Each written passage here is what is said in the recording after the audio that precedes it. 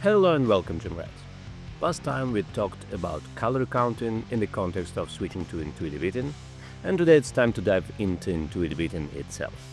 In this video, I'll cover three main tools in my opinion to ensure success, share some ideas on the transitioning phase, and some practical tips from my personal experience. But first things first, I'm not a fan of the term intuitive eating, as it kinda sounds like you can just eat whatever you want whenever you feel like it. But it's more about using your experience and habits to inform your eating decisions, not some kind of mystical sixth sense. In other words, if you don't have any knowledge about nutrition and no previous experience using any dieting approach, it might be quite difficult to just jump on board the intuitive ship and get good results. Not saying impossible, but it might be a good idea to learn and practice on a simpler method, for example, calorie counting.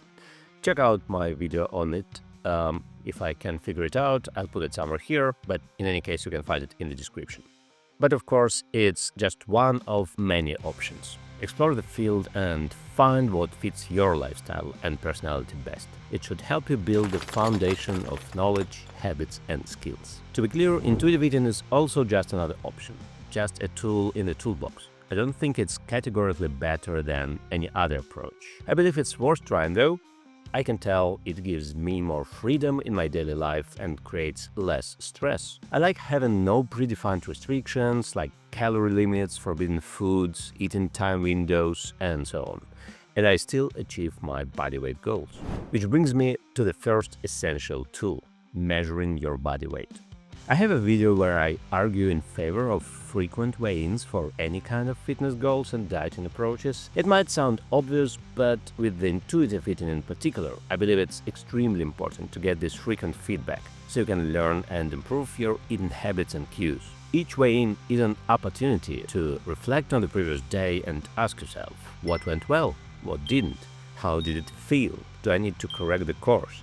It also helps you gather enough data to see the trends and averages, and not stress too much about single-day fluctuations, which will happen, and that's okay. So I would recommend weighing in every day or at least a few times a week. Moving on, your secondary weapon is also a measurement of waist circumference. For me, it's not just about body weight, but also body composition, meaning how much muscle versus fat there is.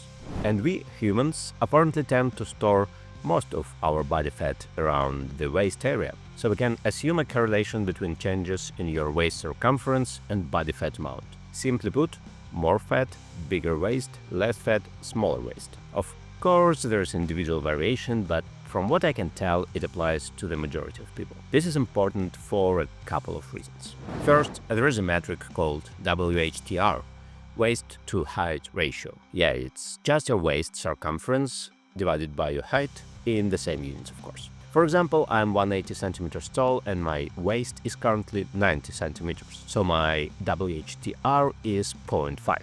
Some smart people determined that values between 0.4 and 0.5 are considered healthy, 0.5 to 0.6 are associated with some health risks, and above 0.6, significant health risks. I'll put some links in the description if you want to explore this yourself. Of course, you're not going to explode and die the moment your waist grows more than half of your height, but it might be a reason to consider if it's time to put the fork down. As you can see, I'm right at the threshold, which makes sense, as I was at the peak of a bulk at the time of writing this script and started a mini cut recently. Also, this measurement can help you avoid severe mistakes. For example, if your weight is going down over a few weeks, but your waist measurement stays the same or even grows, something's probably off. You might be losing muscle rather than fat. Or if your weight doesn't change but your waist grows, you're probably just gaining fat. And the other way around. If your weight goes up but your waist stays the same or even shrinks, you're probably doing a really good job building muscle. You get the point. I'd like to repeat here to avoid misunderstanding. Daily fluctuations are okay. Don't jump to conclusions based on just one or two measurements. This should only become a concern if you consistently see these trends over time. And I don't think it's worth measuring your waist as often as weight. Probably wouldn't do it more than once a week. Personally, I measure it weekly on mini cuts and about monthly on a bulk. Don't overthink it, just measure around your belly button. Of course, other metrics like muscle circumference and gym performance are also very important to track your progress, but that's a topic for another day. Now, last but not least, the third tool is listening to your body, especially hunger signals.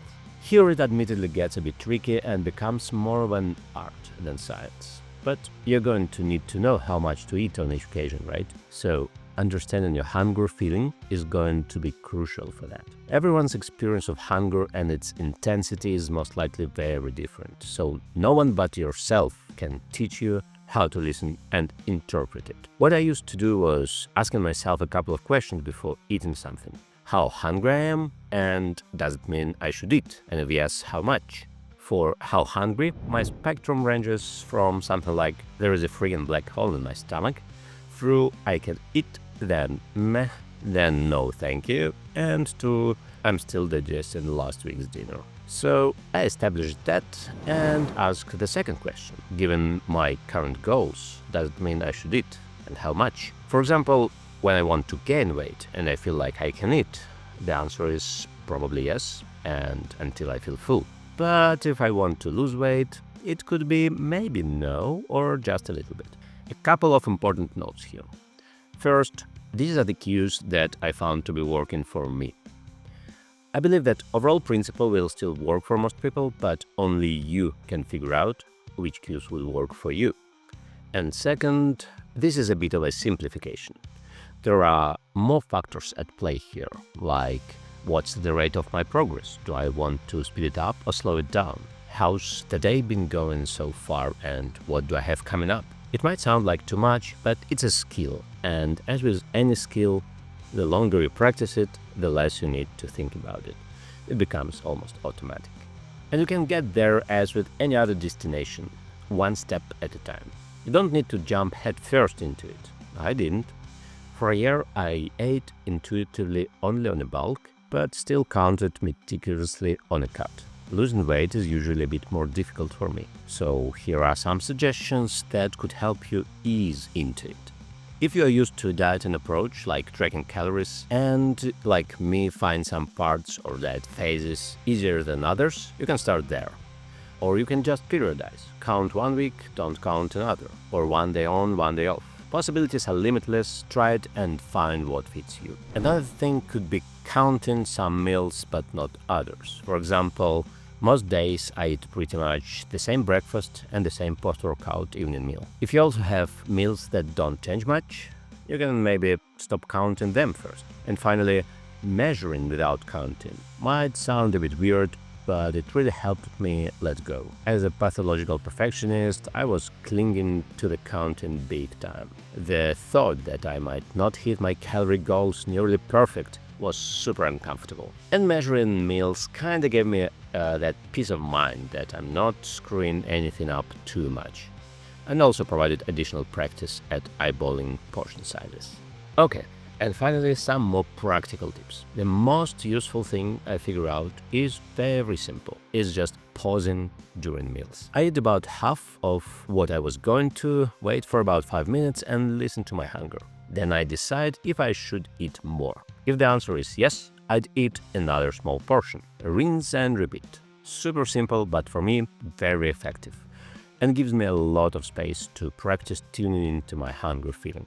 So yeah, the most effective thing doesn't have to be complicated. Another point I wanted to mention is keeping an eye on the protein intake. Of course, all nutrients are important, but protein has a special place in the heart of a gym rat, right?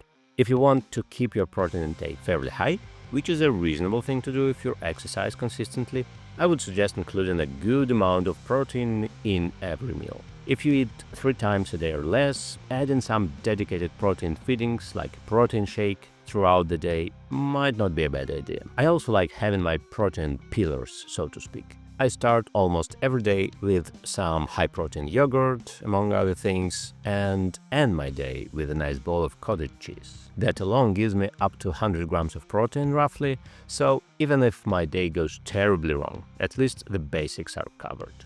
Then one difficulty I had and still sometimes have to deal with is emotional hunger, which for me translates to eating or snacking when I'm not really hungry, but bored, stressed, or nervous. The boredom eating naturally decreased once I got into the habit of checking in with myself before putting food into my pie hole. So if I notice that I'm not actually hungry, just want some easy food entertainment, I sometimes stop myself or sometimes I indulge it while being aware of it. Because, well, it's okay to have some fun. After all, there is more to life than fitness and lifting, right? Nah, just kidding, of course there isn't.